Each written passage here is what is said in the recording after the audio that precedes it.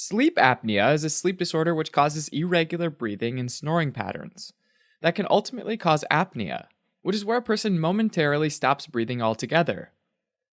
The inability to get restful sleep can also lead to severe exhaustion. Individuals can have obstructive sleep apnea, central sleep apnea, or features of both. Obstructive sleep apnea is the most common form, and it develops when there's a blockage of the airways. Now, air has to go from the nose through the nasopharynx into the laryngopharynx, through the larynx, and then into the trachea. Somewhere along that path, there might be a blockage in the flow of air. Allergies might cause swelling in the tissues of the nasopharynx, or there might be swollen adenoid glands or tonsils because of an infection. There might be a severe underbite, which pulls the jaw back and blocks the airway. In individuals that are overweight, there could be too much weight in the soft tissues of the neck, which can weigh down the airway, especially when a person's lying down. These problems are most obvious at night, because hormonal changes at night cause the muscles around the airway to become slightly less stiff while sleeping. This means that they're less able to keep the airway open, making it more likely to get a bit squashed or obstructed.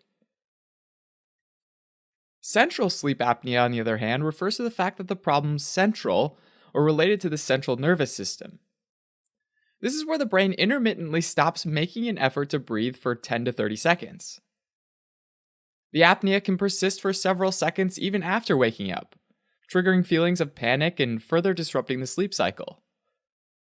Central sleep apnea starts with an initial episode of hyperpnea, which is when the brain directs the lungs to start hyperventilating during sleep by increasing the respiratory rate. This rapid breathing causes hypocapnia, a drop in the blood's carbon dioxide levels. When the carbon dioxide levels fall below a certain threshold, the body slips into a state of apnea, making no effort to breathe and taking in no oxygen. This causes the carbon dioxide levels to rise back to normal levels, and then, as the apnea persists, they keep rising to a point where it's called hypercapnia. The really high carbon dioxide levels triggers hyperpnea again, and the cycle starts all over. Essentially, the respiratory system is going rapidly back and forth between two states, first making no effort to breathe and then hyperventilating, with no in-between. The most common symptom of sleep apnea is severe sleep deprivation. Interrupted sleep can cause nocturia, the excessive need to urinate during the night, and stress-induced insomnia. The effects are also apparent during the day, because the loss of restful sleep leads to difficulty concentrating, headaches, and fatigue. Apneic episodes are usually preceded by loud snoring, which can interrupt the sleep of other people as well.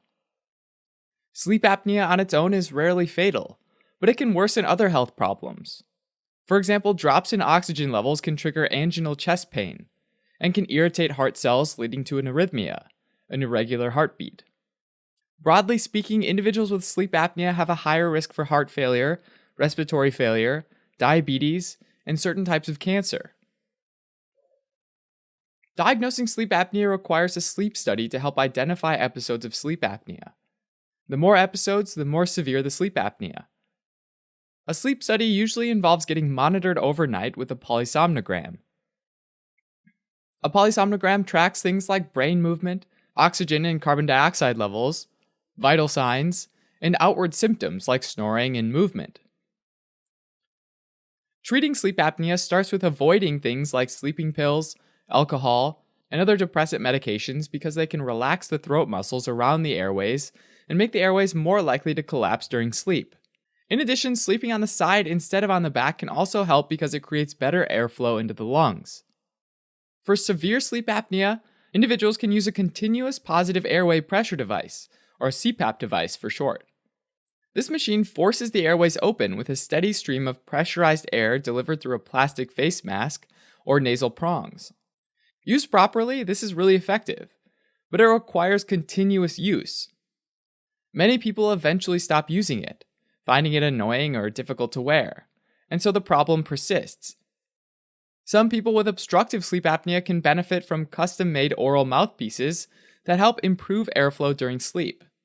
Sometimes obstructive sleep apnea can be managed surgically, for example removing large adenoid tissue or realigning the jawbone.